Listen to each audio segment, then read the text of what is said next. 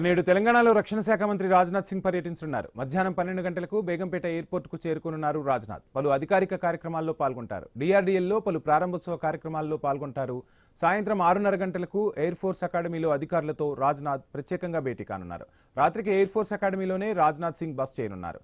రేపు ఉదయం air force అకాడమీలో కంబైన్డ్ గ్రాడ్యుయేషన్ పెరేడ్కు హాజరు కానున్నారు.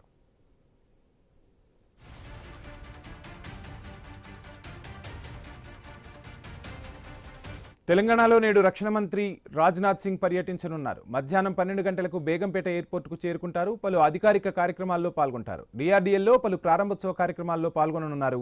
సాయంత్రం 6:30 గంటలకు ఎయిర్ ఫోర్స్ అకాడమీలో అధికారులతో రాజ్నాథ్ భేటీ కానున్నారు. రాత్రికి ఎయిర్ ఫోర్స్ అకాడమీలోనే రాజ్నాథ్ సింగ్ బస చేస్తారు.